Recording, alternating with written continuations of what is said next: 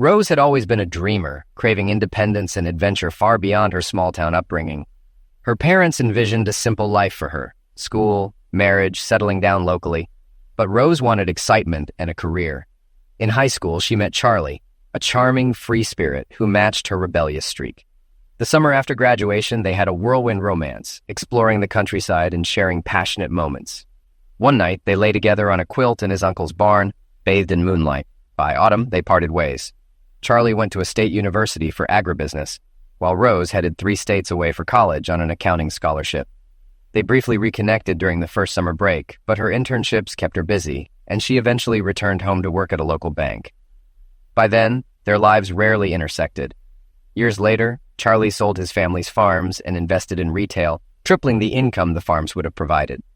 Rose, assigned as his bank coordinator, reconnected with him. Working lunches turned into dinners, and soon they were in a relationship. 18 months later, they married in a simple country church.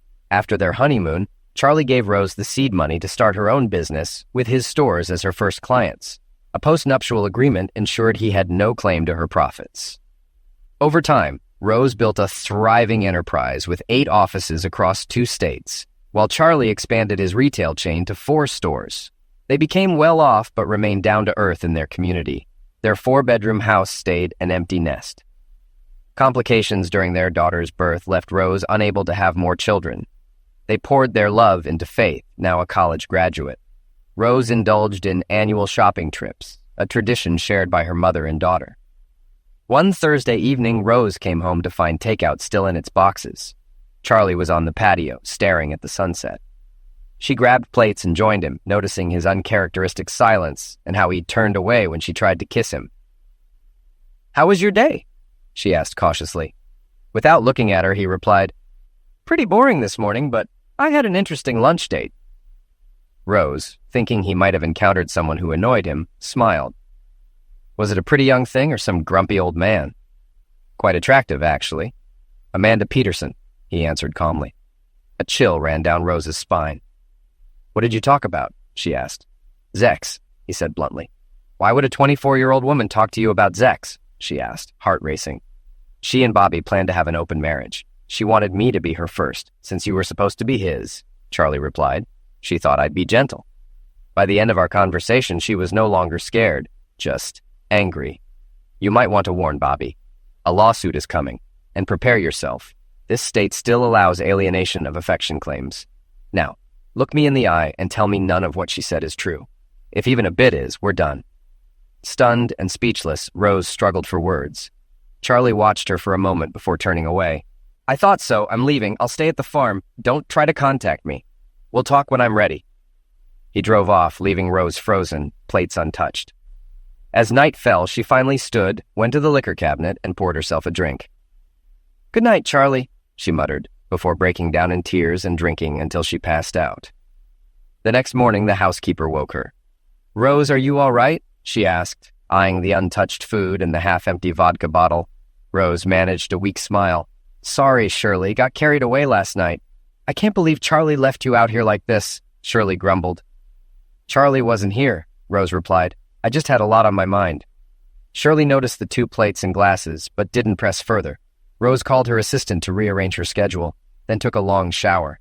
As she brushed her hair, she reflected on how her life had spiraled to this point. Rose had thrived in business. Using Charlie's seed money, she opened her first office and quickly gained his business. Within 12 years, she expanded to 8 offices, but limited her growth to avoid extended time away from home. Living in a dry county, socializing over drinks was rare, a far cry from her lively college days. It had been 10 weeks since she and Charlie had been physical engaged, first due to his flu, then travel, business, and more illness. Normally, their Zex life was vibrant 2 to 5 times a week, sometimes in adventurous places like the hayloft. The long, dry spell left Rose restless. On a trip to a new office in a larger town, she treated herself to a night out. The booze and atmosphere led her to a fling with a dancer, something she regretted the next morning. If Charlie ever found out, she thought, and threw herself into her marriage with renewed passion, trying to hide her guilt. However, the thrill of the affair hooked her. On her next trip, she went back to the same club and dancer. This fling lasted 3 months, with Rose showering him with gifts. When it ended, another affair followed, despite her promises to stop. Then came Bobby Peterson, her new assistant. Flirtation quickly turned into an affair. Rose saw Bobby as a temporary distraction, never a real match for Charlie. But things spiraled when Bobby's wife, Amanda, discovered their affair. Rose naively trusted Bobby to handle it, not realizing how badly it would end. Amanda's confrontation with Charlie set off a chain of events that shattered Rose's world. Back at the farm, Charlie stood looking at the old farmhouse on the ridge. Years ago, he had restored it, adding modern upgrades. Back then, Rose was too absorbed in her business to pay much attention to his projects. This summed up their relationship. She focused only on things that directly involved her. They had once planned to live on the farm, but built a new home instead when they decided to have a family. After Faith's birth complications, Rose refused to discuss adoption, and Charlie let the idea go. Faith became his world while Rose buried herself in work. To keep Faith close, Charlie built a daycare center next to his store. It became known as the Bartonians, a program that shaped kids into high achievers. Soon, other stores replicated it. It wasn't just a charitable move. It was a way to keep Faith nearby and happy. Charlie reflected on it all, wondering how things had come to this. Charlie arrived at the farm, opened the windows, and unpacked the groceries. Though he wasn't a drinker, he'd brought a 12-pack. He made coffee and took it to the porch swing, where he and Rose had shared many memories. Reflecting on their marriage, he wondered if there had been any warning signs. He recalled her vague smiles about pleasant memories. Was she thinking of her lovers? His phone interrupted his thoughts. Almost ignoring it, he glanced at the number. "Hello?" he answered. Sobs filled the line before a voice choked out, "He punched me." "Amanda?" he asked, switching to his CEO tone. "Who punched you?" "My husband. I told him about our lunch and that I was leaving him. He punched me. What do I do?" "Are you out of the house?" "Yes," she sobbed. "Go to the hospital. I'll be there soon. Go now if you want my help." Hanging up, Charlie called the sheriff's department. At the hospital, Amanda rushed to him, her face swollen and bruised. He sat for 40 minutes until the deputy returned. "Her cheekbone's broken," the deputy reported. "She wants to talk to you before pressing charges." "What happened, Charlie?" He gave a brief explanation. "I had lunch with her. She needed advice. Her husband's trying to drag her into swinging, and I guess he didn't like what I told her." Carla Martinez, the deputy, laughed. "Open relationships? Here." "Sometimes you don't really know people," Charlie replied, his face strained. "Let's go talk to her." In the room, Amanda looked up, pale and medicated. "What do I do?" "First, press charges. If you don't, I'm done helping. Has he touched you before?" She hesitated, then nodded. "He's slapped me a few times." "Carla, did you hear that? Go arrest him." "I can't," Carla replied. "She has to give a statement and agree to press charges." Charlie turned to Amanda. "You need to be honest. Your safety matters." He left so she could give her statement. 45 minutes later, Carla returned. "It's just a domestic disturbance for now. She's staying overnight. Afterward, we'll find a shelter, unless she has other plans." Charlie checked on Amanda, found her asleep, then headed home, exhausted. The next morning, he woke disoriented, remembering where he was. After showering, he called his assistant to take the day off. Reflecting on the previous day, he grimaced. "So, my wife's a serial cheater. Her lover tried to push his wife into an open relationship. She refused. He slapped her, and now she's in the hospital while he's in jail. And my wife doesn't care enough to know any of this." Stopping at the diner for breakfast, he soon noticed Officer Martinez finishing her shift. She greeted him with a kiss on the cheek, making him blush. She joined him, ordered steak and eggs, and filled him in. "We arrested him. He cussed us out, ranting about Amanda, Rose, and you. He was processed, and his dad's lawyers will probably show up soon. Amanda needs a place to go. Can you help?" "Not directly. Follow me to my office." He went in, surprising his assistant. Opening the safe, he grabbed $3,000, handed it to Carla, and said, "Get her an apartment and cover a month's expenses. Keep quiet about where it came from." Carla followed through. 18 months later, at her wedding, Charlie walked her down the aisle and paid for everything. Meanwhile, Amanda was safe, and Charlie left town to visit his farthest store. Back home, Rose waited for contact. After 2 weeks, she tried calling his cell and emailing him. No response. She felt lost, gained weight, and decided to return to the gym. One of her former lovers, a trainer, pulled her aside, and she confessed everything. "What did you expect?" he asked. "You weren't discreet. Why do you want him back?" "I love him," she pleaded. "Then get yourself together. Work out, and I'll call Gabriel to fix your hair. You've got some gray showing." She managed a small smile. Dinner tonight? Not a chance. I'm married.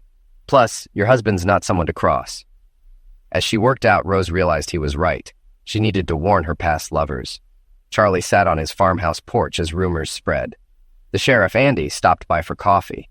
After some small talk, he addressed the situation. People are talking. Rose looks terrible. This is about Amanda Peterson and her husband, right? He's in jail and Amanda's filed for divorce. So, what's going on? Charlie told him the story, omitting some details.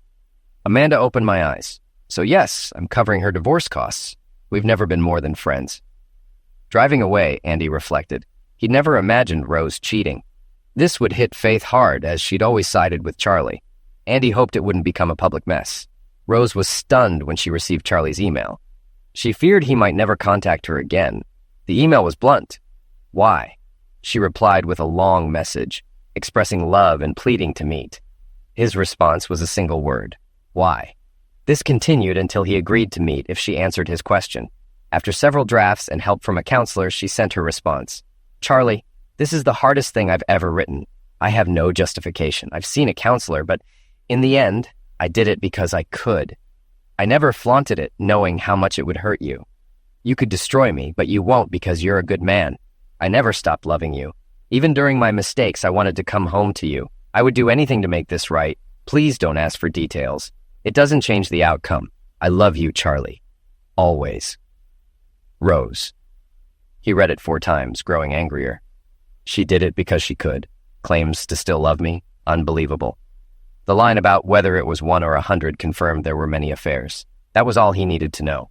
Charlie quietly left town and traveled to one of the cities where Rose had an office. Through his lawyer, he hired 2 of the top 3 private investigation firms in the area, just in case one found more than the other. He did the same in each of her office locations, paying well and offering bonuses for quick results.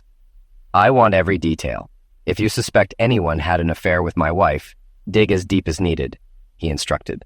The 2 firm owners later discussed his request. What's he really after? One asked. He's a man in pain trying to understand why she cheated, the other replied. I looked into him. No violent history, respected by most except those who crossed him. His kindness is well known. They agreed to proceed, but decided to keep an eye out for any signs he might act irrationally. Meanwhile, Bobby Peterson woke up in jail, stunned at how everything had collapsed. What began as harmless flirting with Rose had escalated into an affair. Bobby saw it as a chance to replace her husband and gain access to her wealth, imagining it would earn him his father's respect. Rose had suggested making him her assistant to ease her workload, and he viewed it as his ticket to power and control. However, things spiraled when his wife became suspicious. She eventually found their emails, and Bobby tried to convince her that he was only playing along for their benefit. Over time, he persuaded her to consider finding a sugar daddy to boost their income, claiming they could use it to start their own business. To his shock, his wife targeted Charlie Barton. When she approached Charlie, the plan unraveled. She confessed everything, including Rose's intention to take Bobby on an upcoming trip. That night, she told Bobby about the conversation with Charlie and that she was leaving. They argued while Bobby drank, his world crumbling. Knowing he was finished, he struck her in a moment of rage to silence her. When she left, he sank into despair, considering how he might salvage his situation. Maybe I can ask Charlie for hush money, he thought. A couple of hours later, pounding on his door woke him up. Damn it, Amanda! Go away before I... He stopped when he saw 2 officers. Robert Peterson? Yeah, what do you want? It's the middle of the night. He barely finished before he was on the ground, handcuffed. Robert Peterson, you're under arrest for attacking Amanda Peterson, the female officer began, but he tuned out. He couldn't believe Amanda had reported him. It was just a tap, he yelled as they pulled him up. Barton must have put her up to this. Mr. Peterson, the officer cut him off. You have the right to remain silent. Anything you say can be used against you. Her tone made him shut up.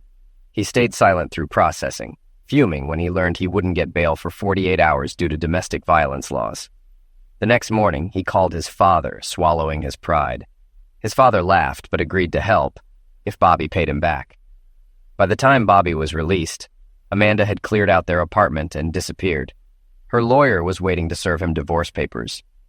Amanda went on medical leave, and nobody at her job would give Bobby any information. His lawyer warned he was facing jail unless Amanda dropped the charges. Days later, Bobby saw Charlie at a diner, surrounded by doting waitresses. Bobby flagged down his own waitress and asked, What do I have to do to get that kind of service? Letting his hand rest on her arm, she pulled away, glaring. For starters, don't be a wife knocker, she replied loudly, drawing laughter. Just as Bobby was about to retort, the owner approached. Enjoying your burger, Bobby? Yeah, it's great, thanks, he replied, relieved at the friendly face. Glad to hear it, she said, still smiling, because it's the last meal you'll have here. You're banned as long as I own this place. More laughter filled the diner. Bobby fumed, then noticed Charlie watching him with a smirk. Rage surged, but before he could act, 2 female cops entered, greeted Charlie with kisses on the cheek, and caused more laughter. When Charlie left, he covered their checks and left a generous tip. Bobby ate slowly, leaving no tip out of spite. Stepping outside, he found a yellow boot on his car and a $138 parking ticket for being too close to a hydrant. Fuming, he walked back to the office, surprised he hadn't been fired. For 2 weeks, things seemed normal, but then whispers started and people avoided him. Bobby, a manipulative sociopath, blamed everyone else. However, he soon formed a new plan: target Faith. She had flirted with him during college breaks, and if he could win her over, it would be the ultimate revenge against Charlie. Faith had rejected many suitors, focused on building her veterinary practice. When the older vet in town was forced to close due to declining abilities, Faith took over, offering mobile services to local farms. Her business thrived within 2 years, but she resisted expanding, preferring hands-on work. Charlie and Rose were proud of her, though Charlie occasionally hinted at wanting grandchildren. Faith assured him she'd let him know when the time was right. Sometimes, she and her single friends went out to let off steam, often under the watchful eye of Carla and Vicky, both law enforcement officers. Once, Carla caught a man trying to pill Faith's drink, strike him up, and had him arrested. Charlie's influence ensured the man took a plea deal and served time. After enduring prison strikings, he left town upon release. Bobby brought in a cat, surprising Faith with how it responded to him. Pet's name? She asked. Lady Grey, he replied, blushing. She looks regal, don't you think? Faith filled out the paperwork, reminding him to provide food, water, and regular checkups. Bobby tried small talk, but Faith cut him off, citing a busy schedule. Frustrated, he left, then decided to let Lady Grey loose near the clinic, hoping she'd return and give him an excuse to come back. For a moment, he regretted it, but brushed it off. Faith found Lady Grey and brought her inside. Later, she called her mother. We're having dinner tomorrow at China House, 7 sharp, she said. We need to talk. If you dodge my questions, we're done. If you don't show up, that says it all. Then she hung up. That night, Faith brought Lady Grey home. By morning, the cat had settled in. At the clinic, Lady Grey roamed freely, even sharing Faith's lunch. When Bobby called about the cat, Faith agreed he could pick her up, but asked her assistant, Nancy, to stay close when he arrived, sensing something was off. Bobby arrived at the clinic high. Recently, he had helped a college friend hide money through shell companies and offshore accounts, unaware he was aiding a mid-level pill dealer. This friend introduced him to pills, and Bobby liked the sharp focus they gave him, using them occasionally. The fallout had begun. Although he wasn't fired, it was clear he and Rose could no longer work together. He was transferred to another location she rarely visited, but Rose smoothed things over by promoting him to office manager with a pay raise. I'm doing what I can for both of us, Bobby. I can't stay in touch if I want any chance of reconciling with my husband. We both messed up, so if you're thinking of legal action, reconsider. Amanda gave Charlie all our emails. I could spin this as a midlife crisis where you seduced me for money. We'd all lose, but you'd lose the most. Take the promotion, work for a while, and I'll give you a glowing recommendation and severance package when you move on. Feeling trapped, Bobby agreed to the transfer. In his mind, everything was still on track. He planned to catch Faith later and charm her. She'll be on her knees doing whatever I want, he thought. For extra confidence, he did a quick line of pills before heading to the clinic. Faith let him in, holding Lady Grey the cat in her arms. Nancy, one of the assistants, watched nearby. Looks like you made a friend, Bobby said. You were always lovable. Nancy giggled at his lame attempt. Faith gave him a cold smile. Let's get this straight, Bobby. I've always thought you were a sleaze, even at 18. Now, knowing what you and my mother planned, you make me sick. Whatever you want, you're not getting it here. Take your cat and leave. Or better yet, leave her with me, and I'll find her a good home. Bobby froze. No woman had ever refused him. Come on, Faith. Why the hostility? We'd be perfect together, the king and queen of this county. Let's see, Faith replied sarcastically. I'd bring looks, money, and status. You, a broke loser on probation. Great future. Bobby was on probation for attacking Amanda, thanks to a good lawyer and a clean record. He had to do community service and attend anger management, which he mocked. He hadn't started his service yet, but hoped Faith might let him do it at the clinic. Angry, he grabbed her arm. She grinned at his hand. Let go and get out. That's your only warning. In a flash of rage, he slapped her, knocking Lady Grey from her arms. The cat clawed his arm before he threw her against the wall, where she slid down, one leg bent awkwardly. Faith punched him hard, but he dragged her toward the door. Stupid witch, now I'll have to train you the hard way. Faith screamed, landing a partial hit to his groin. He punched her in the face, breaking her nose and knocking her out. Nancy had called emergency the moment Bobby grabbed Faith. She rushed out and plunged a tranquilizer dart into Bobby's back. He screamed, turned, and knocked her out with a punch. As he dragged Faith to his car, the first police cruiser blocked the driveway. Get on the ground now, Officer Wells commanded, weapon drawn. Bobby tightened his grip on Faith's throat. Back off or I'll crush her windpipe! Carla Martinez arrived with her taser ready. Jimmy, if he moves, drop him, she ordered. Stay back, Bobby growled. Carla signaled Jimmy to distract him. Hey, Bobby, Jimmy called, smirking. Thanks for being so stupid. Amanda's dating me now. She wanted to try a real man for a change. Bobby turned, enraged, as the tranquilizer took effect. He dropped Faith and slumped. Carla tasered him to be sure. 3 ambulances arrived. One for Faith, one for Nancy, and one for Bobby, who was cuffed to the gurney. Faith had a broken nose, a concussion, and bruises. Nancy suffered a concussion and stayed overnight. Bobby tested positive for pills, and a search of his home revealed pills.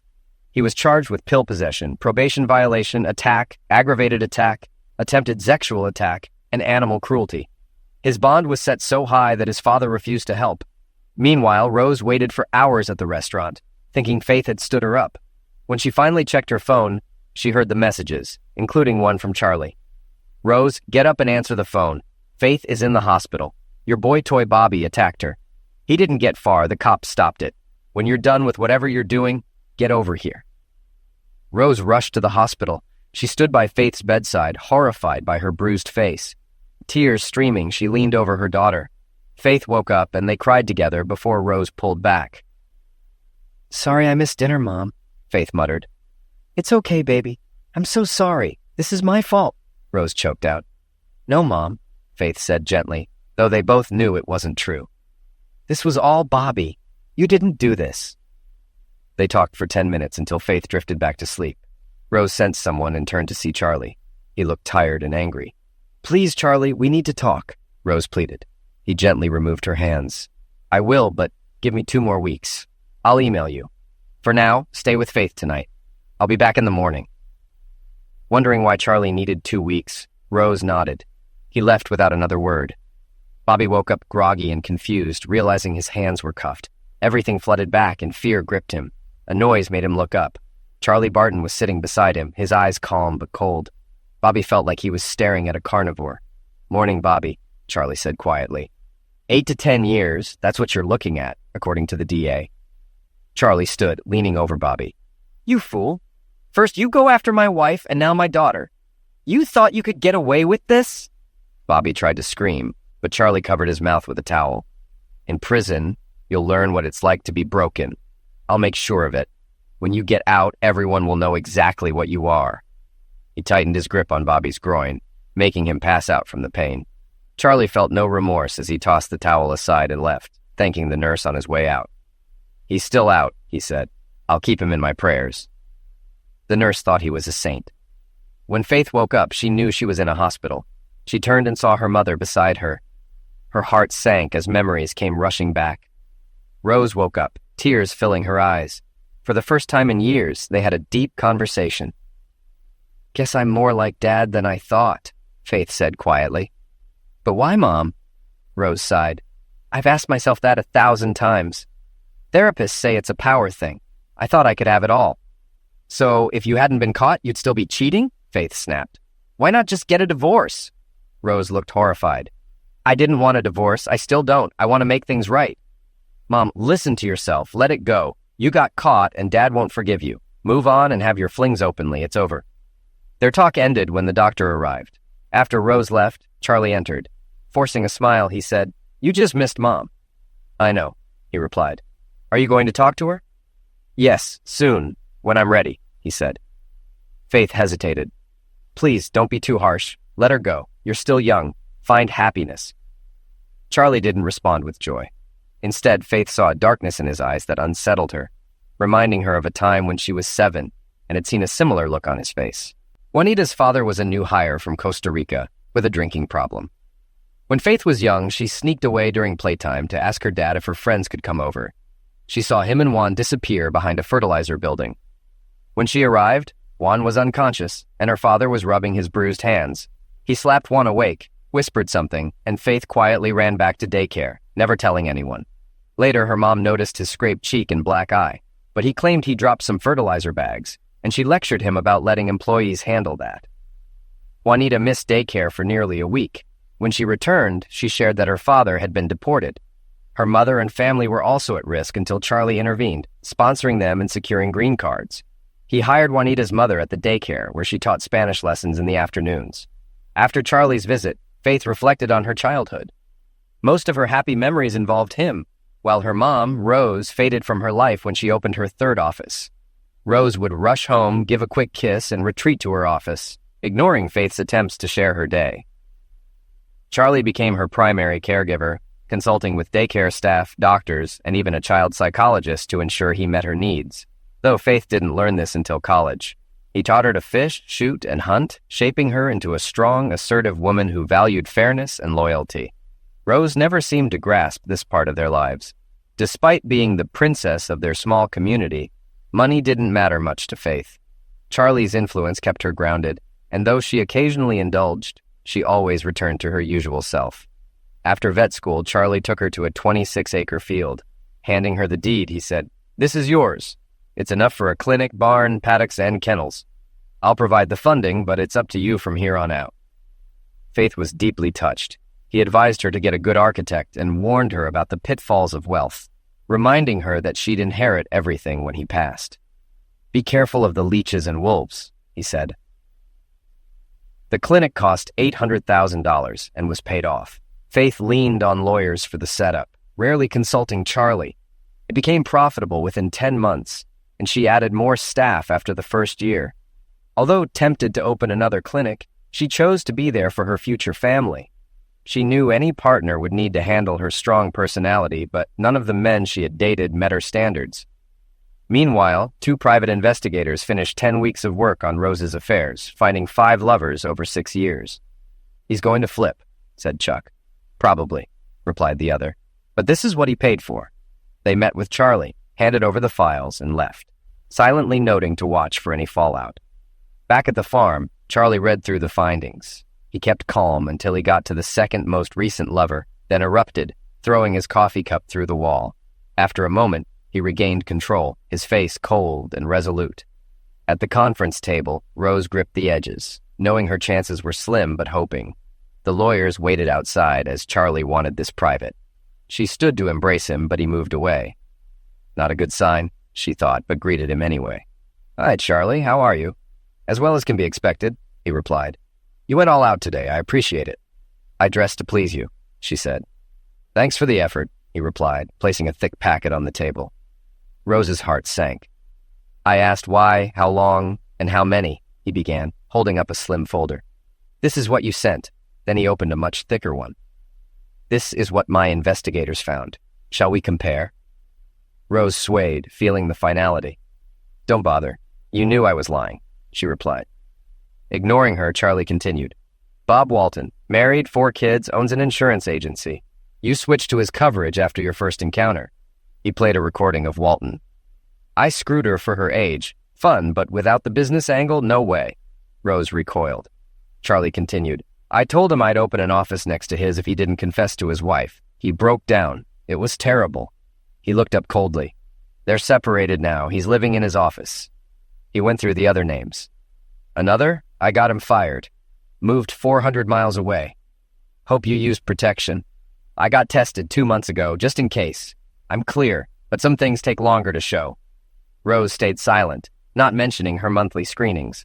She realized Charlie had missed one lover, a brief, drunken hookup. Charlie went on to her trainer. "I liked him. He didn't lie." He played a recording of the trainer admitting, She came on to me. I'm not proud, but I'm going to tell my wife everything. Charlie stopped the recording. He was right. Revenge didn't satisfy me. It's over. He sighed. You've been doing this for so long. I will never trust you again. He slid a packet across the table. Jerry has the paperwork. You keep your business. I keep mine. It's all in the prenup. You get the house. I keep the farm. Faith gets everything now. Rose was stunned. Charlie stood up. We're done. I can't look at a sunset without thinking of that night. Anything to say? Trembling, Rose choked out. I'm sorry, Charlie. I don't understand why I did this. I want a life with you, but I know it's over. I won't fight the divorce. But if in 2 years you're still single, consider dating me again. No, Rose, he said coldly. I won't promise that. I'll think about it when the time comes. Goodbye. He left her crying. The next day, Rose signed the paperwork and called Faith, who spent a week with her. Faith comforted her, but knew Charlie's pain ran deeper. The fairy tale was over. Life moved on. Rose dove into her business, doubling her offices in 6 years. She dated younger men, using them for pleasure. At 61, she married a man nearly 70, rumored to have performance issues, but allowed her discreet affairs. Faith checked on her father occasionally. She was running her own business and met a veterinary supplies salesman, tall, strong, and kind. One day she struggled with a restless stallion when a man gripped the halter, calming the horse. Thanks, she said, extending her hand. Charlie, he introduced, shaking it. But you'd have held on if the halter hadn't broken. Nice to meet you, she smiled. I have rounds to finish. He let go reluctantly. Later, Faith noticed her assistant flirting with him. Here she is, the assistant said. Faith, meet Charlie. He supplies our materials. We've met, he smiled. How about lunch? I'm new here, and I don't know the spots. Surprisingly, she agreed. Give me a few minutes. She noticed his truck. I prefer trucks, more room for samples and paperwork, he explained. At the diner, they parked next to a similar truck. She took his hand, leading him inside. They approached a table where an older man sat with a young, pregnant woman. The woman paused her conversation. Hey, Carla, just 1 more month to go, Faith greeted, then turned to the older man. Dad, this is Charlie. He supplies most of our materials. She glanced at Charlie. Meet my dad, your future father-in-law. Everyone except Faith looked stunned. Just kidding, she smirked. This is my dad, and this is just a lunch date. From then on, they stayed in constant contact, texting and talking. His next visit led to lunch, dinner, and a long makeout session in his truck. When he returned again, Faith cleared her weekend for him. Their time was passionate, making love all over her house. Late Saturday night, they went to the family farm. Charlie, a light sleeper, heard them arrive. Recognizing Faith's truck, he headed toward the barn. Hearing giggles from the loft, he smiled and went back to bed. The only sign of their visit the next morning was the open hay doors. When word spread that Charlie was single, offers poured in, but he politely declined them. He dated casually while out of town, but nothing serious. 10 months before turning 60, his gate buzzed. Annoyed, he answered, Who is it? It's your cousin Cindy. Open the gate. My car might quit any minute. I don't remember a cousin Cindy. Not by blood, by marriage, Devin's wife. I have kids with me. Are you letting us in or not? He hesitated. Devin had tried to cheat him once, but there were kids involved. He opened the gate, and an old minivan sputtered in. 3 kids rushed out, needing the bathroom. A 13-year-old girl stepped out, looking just like Faith at that age. Cindy followed, scared but determined. I'm at the end of my rope. Devin took the good car, all our money, and disappeared. I pawned my rings for gas. I didn't expect such bad mileage. It took every cent to get here. The youngest fussed, and the 13-year-old asked Charlie if they could have food for the baby. Shocked to learn they hadn't eaten since the previous day's lunch, he led them to the kitchen. I have cheese and crackers. Give them to the kids. Feed the little one some cereal. It'll fill her up. Your mom and I will handle dinner. He had planned to smoke a pork loin, but decided to grill it instead. He found a dozen ears of corn left by a neighbor and grilled them too. Cindy and Faith prepared tea, lemonade, and slaw, while Faith microwaved potatoes. In 45 minutes, dinner was ready. As the kids ate hungrily, Charlie seethed at his cousin for leaving them in this state. After dinner, he went to the barn and called John Goines, the new county sheriff and a retired SBI agent. 10 months before the upcoming election, Charlie had approached Goines asking, Are you running again? I want to, but I'm not sure I'll get enough support. Charlie looked him in the eye. Are you a good man who will uphold the law and not betray a friend? I am, Goins said confidently. I don't want you to be my man, but the county's man. Meet with these campaign planners and then let me know. Goins met with them, saying, This will need a lot of money. It's covered, they replied. Different groups have made large contributions. Why is Charlie doing this? Goins asked. I'm not interested in being his puppet. He just wants you as sheriff. Billboards went up, worrying Sheriff Andy. In the last election, Charlie had backed him, which was crucial. But this time, Charlie stayed silent. As the race tightened, Andy visited Charlie. He saw kids playing and a young woman bringing out tea. She's a bit young for you, isn't she? Andy joked. She's Devin's wife, Charlie replied coldly. He left them. I'm helping them. What do you want, Andy? Goins has momentum. I need your support and some money. Those ads are pricey. Charlie stayed calm. Save your money. Retire when your term ends. You won't hold another public office here. Andy was stunned. Why would you do this? We've been friends forever. One of the investigators Charlie had hired recognized Rose as a frequent guest at high-end hotels, once seen with Andy. The two disappeared for the weekend. Charlie turned off the recording and looked at Andy. You were my best friend, and you still betrayed me. We're done. Only talk to me if it's official. Think about how you'll handle the fallout if this ever gets out. Now leave. Andy left, pale. Cindy came out with more tea. Was the sheriff crying? She asked. Probably dust, Charlie replied, as the youngest child climbed onto his lap. Don't get too close, Charlie. We'll be leaving soon, Cindy said. You keep saying that, but you're still here, he smiled. What are you doing with the housekeeping salary? I know you registered the kids for school using my address. Her temper flared. If I had enough money, we'd leave. You've trapped us, just like Devin did. This struck a nerve. Charlie got up, went inside, and returned with a $5,000 check. On your way to deposit this, stop at the Jeep dealership. Take what they offer. It's covered. Use this money to get settled. Start at the store Monday. It's not much, but enough to get by, and the kids will get free daycare. Can you be out by Friday? Cindy hadn't expected this. She thought rattling him would make him pay more attention. As she considered her response, she noticed her daughter watching. Cindy had named her after Charlie's daughter, hoping for a bright future. Faith and Grace, the youngest, bonded with Charlie. He even took Junior Faith to meet Faith Sr., who suggested calling her Junior to avoid confusion. The nickname stuck. Cindy softened. We don't have to rush, Charlie. No, you're right. I was getting too attached. Better to handle it now. He paused. I promised Hope and the twins we'd go fishing today. I need to get ready. He left, and Cindy put her head in her hands, hearing Faith angrily slamming things in the kitchen. Meanwhile, Charlie took Hope and the twins fishing. They caught plenty, and Faith Sr. invited everyone over for a fry the next day. Seeing her father flinch at his old patio's mention, Faith Sr. pulled him aside. Time to let go of the past, Dad. Bring our new family tomorrow. You'll have plenty to remember.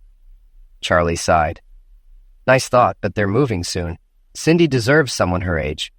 Faith playfully hit his arm. You're being a fool. They needed rescuing, and so did you. You always wanted a big family. Turning that down? Charlie was stunned. Really? Go clean the fish. Bring everyone tomorrow, including Cindy. Tie her up if you have to, she teased. I've got a surprise for you. On the drive home, he wondered about the surprise as the kids chattered. Once they were home, fed and bathed, Cindy tucked Grace in and went to find Charlie on the porch swing. Can I talk to you? She asked. Devin wasn't a good husband or father. You've shown my kids more love in 6 months than he ever did. I ended up here on your kindness. At first I was ashamed, but I realized not all men are bad. I love you not as a father figure, but as a life partner. I'm 40, you're 59. I don't care about the age difference. I want you. Cindy buried her face in his neck, waiting for his reaction. After a moment, he asked, If that's true, why push to move out? It broke my heart when you gave me that check. I wanted you to ask me to stay. I wanted you to make the first move. He frowned, and she feared she'd lost him. Then he kissed her.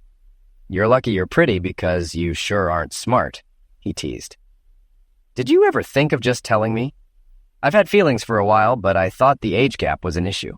Look at all the time we wasted. As they kissed on the swing, the kitchen light flicked on. One of the kids was up for a snack. Cindy gave Charlie a quick peck on the forehead.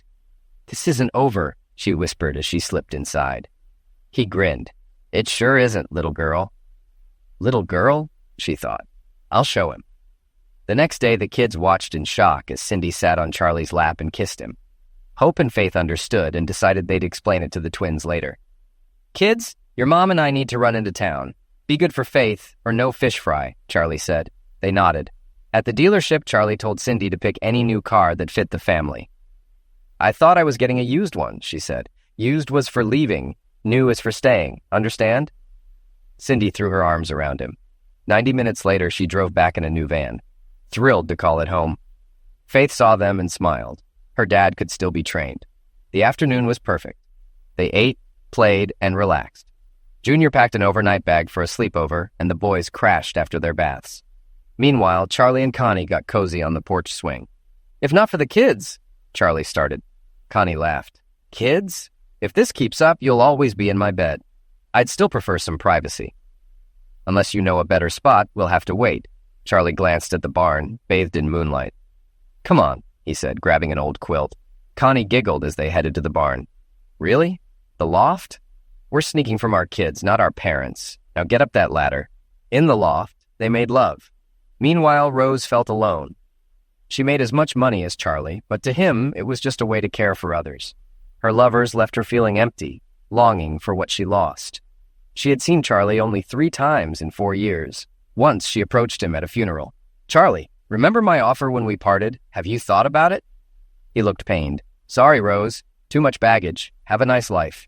We still have our daughter's wedding to plan." Heartbroken, she watched him walk away, regretting everything. One night, Rose dreamed of Charlie in a hayloft. Impulsively, she drove to his property and heard voices in the barn. "I'm not on the pill. I could get pregnant," Connie said. "Then we'll name him Junior," Charlie replied. Rose turned away, dream shattered. 2 years later, she married Freddie. When he proposed, she confessed everything. "I'm impotent, Rose. We'll marry for companionship. You can have affairs if they're discreet," he said. She agreed.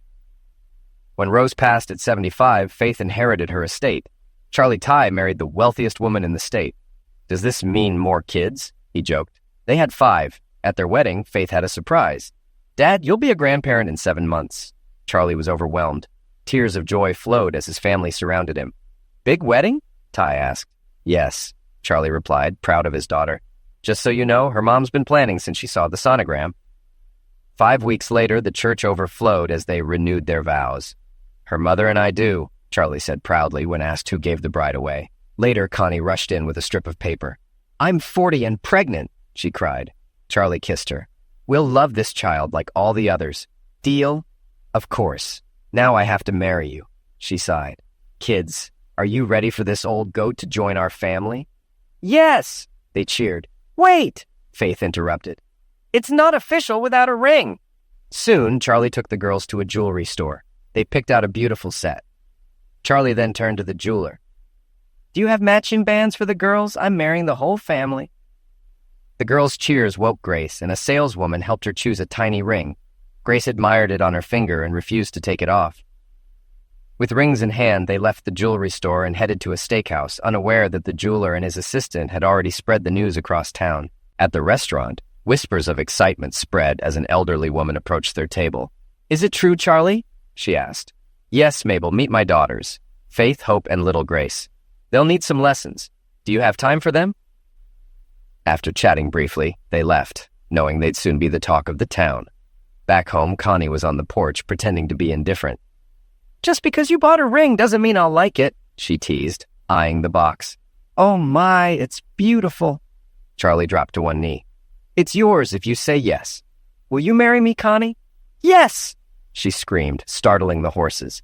She jumped into his arms, crying. The girls showed off their rings, making her tear up again. On their wedding day, Grace, the flower girl, wore a satin dress. Faith stood as Connie's matron of honor, while Junior and Hope looked stunning. During the ceremony, after the kiss, Grace tugged on Charlie's pants. "Kiss me too, Daddy." Laughter filled the room as he picked her up, sharing a kiss with both his wife and daughter. Their honeymoon was filled with beachside relaxation and fun activities. When they returned, they promised a family trip before school started. Later, a sonogram revealed they were having a boy. Charlie smirked, earning a playful old goat comment from Connie. They teased each other all the way home.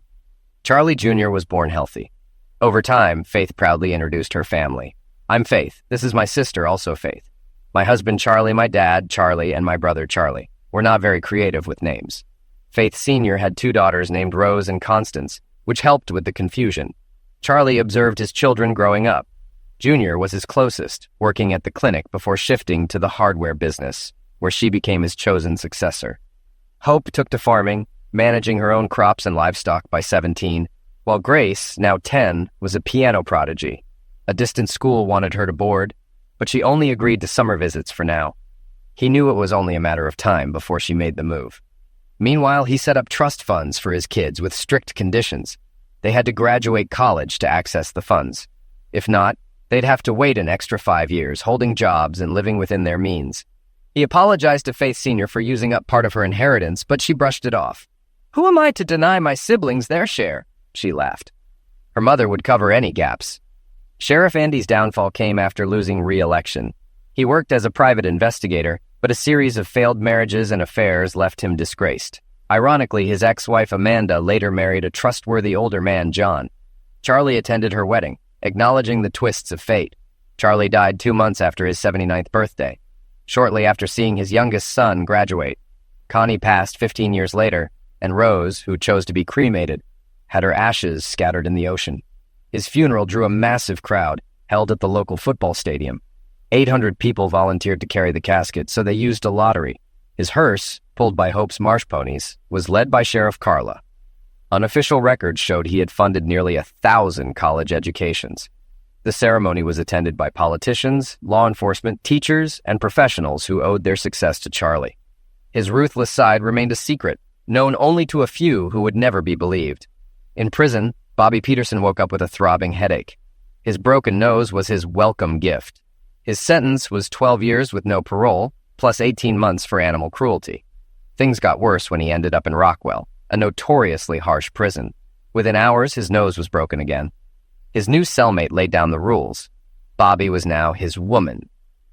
6 months in, Bobby looked so much like a woman that inmates fought over him. By his 5th year, he had a new daddy, who kept him relatively safe. He was eventually released early for good behavior, with no one waiting for him outside. Oddly, he found his own version of happiness after all he endured. When news of Charlie's end of life reached him, it barely registered. His focus was on soothing his teething adopted child, who coincidentally was named Charlie.